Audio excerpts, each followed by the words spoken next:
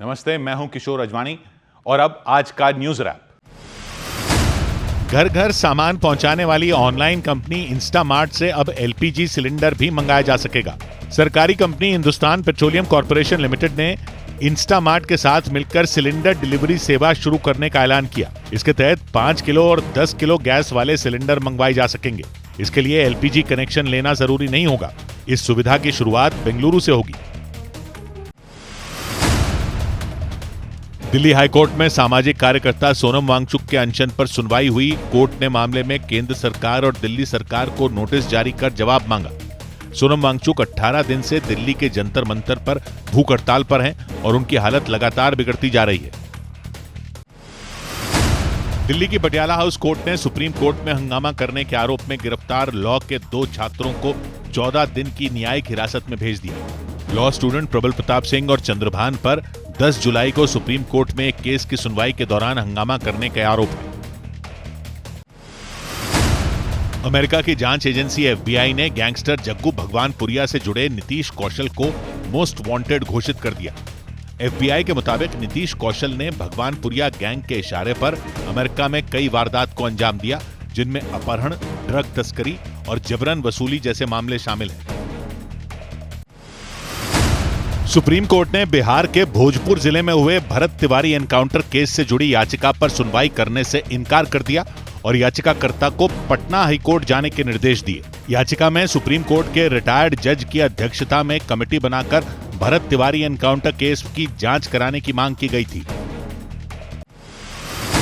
अहमदाबाद में हुए air India के प्लेन क्रैश मामले में एयरक्राफ्ट एक्सीडेंट इन्वेस्टिगेशन ब्यूरो ने सुप्रीम कोर्ट में हलफनामा दाखिल किया। हलफनामे में बताया गया कि कानूनी पाबंदियों की वजह से कॉकपिट वॉइस रिकॉर्डिंग और जांच के दौरान जुटाए गए संवेदनशील दस्तावेज सार्वजनिक नहीं किए जा सकते।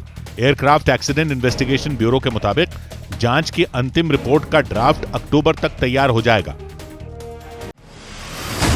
गुजरात के पाटन में एटीएस की टीम ने 5 संदिग्ध लोगों को हिरासत में लेकर पूछताछ शुरू कर दी।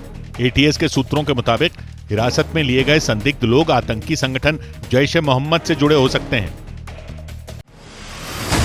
जयपुर में आमेर किले के पास 2 मोटरसाइकिलों के बीच आमने सामने की भीषण टक्कर हो गई।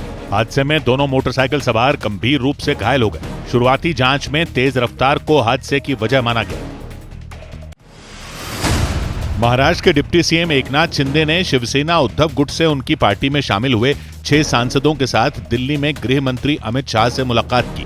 करीब 70 मिनट तक चली इस बैठक में सांसदों के क्षेत्रों में चल रहे विकास कार्यों और केंद्र से मिलने वाली आर्थिक मदद पर चर्चा हुई। विपक्षी गठबंधन में शामिल एनसीपी शरद गुट ने परिसीमन बिल पर केंद्र सरकार को समर्थन देने के संकेत दिए। सुप्रिया सुले के मुताबिक अगर सरकार 50% परिसीमन पर चर्चा के लिए तैयार होती है तो उनकी पार्टी इसका समर्थन कर सकती है। माना जा रहा है कि संसद के मॉनसून सत्र में सरकार परिसीमन बिल पेश कर सकती है।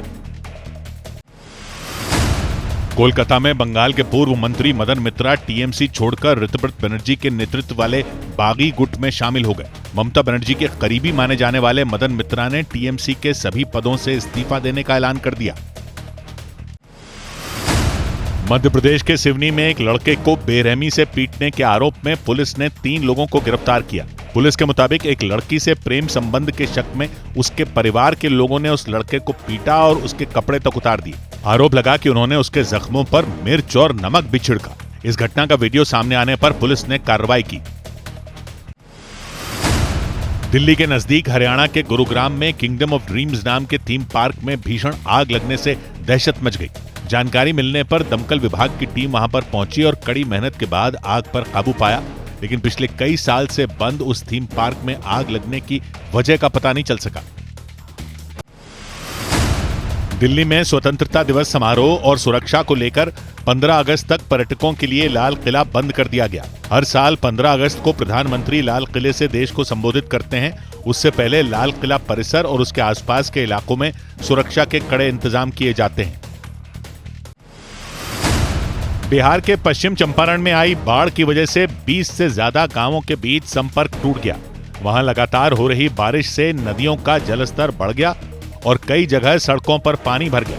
बेतिया इलाके में लोग कमर तक भरे पानी के बीच से रास्ता पार करने के लिए मजबूर हो गए।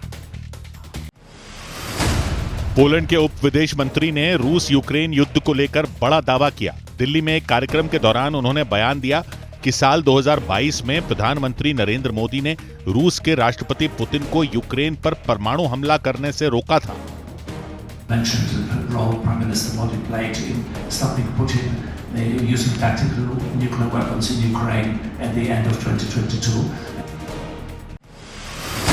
फिलिस्तीन के स्वास्थ्य मंत्रालय के मुताबिक गाजा में पिछले 24 घंटे में इजराइल की सेना ने भीषण हमले किए और इन हमलों में 10 से ज्यादा लोगों की मौत हो गई, जबकि 15 से ज्यादा लोग घायल हो गए।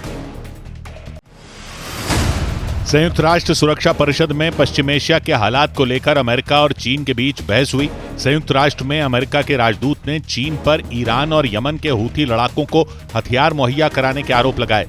अमेरिका ने चीन पर हूथी लड़ाकों पर हथियारों की पाबंदी लगाने वाले यूएन के प्रस्ताव का उल्लंघन करने का आरोप लगाया। अमेरिका में रिटेल महंगाई दर बढ़ने के अनुमान की खबर ने शेयर बाजार में रौनक बिखेर दी। शेयर बाजार ने मजबूती के साथ कारोबार की शुरुआत की। निवेशकों की खरीदारी की वजह से सेंसेक्स और निफ्टी में तेजी रही। कारोबार बंद होने तक सेंसेक्स 130 अंकों की बढ़त के साथ 77,185 पर बंद हुआ और निफ्टी 26 अंकों की मामूली बढ़त के साथ 24,078 पर बंद हुआ। इजरायल की सेना ने उत्तरी गाजा में हमास के 2 कमांडरों को हवाई हमले में मार गिराने का दावा कर दिया। इजरायल की फौज ने दावा किया कि मारे गए दोनों कमांडर इजरायल के लोगों और सैनिकों पर बड़े हमले की साजिश रच रहे थे। क्रिकेटर रोहित शर्मा भारत के लिए सबसे लंबे समय तक इंटरनेशनल क्रिकेट खेलने वाले तीसरे बल्लेबाज बन गए। वो टीम इंडिया के लिए 19 साल से ज्यादा समय से क्रिकेट खेल रहे हैं। दूसरे नंबर पर मोहिंदर अमरनाथ का नाम है। उनका क्रिकेट करियर 19 साल 310 दिन का रहा और पहले नंबर पर सचिन तेंदुलकर हैं। उनका क्रिकेट करियर 24 साल 1 दिन का था।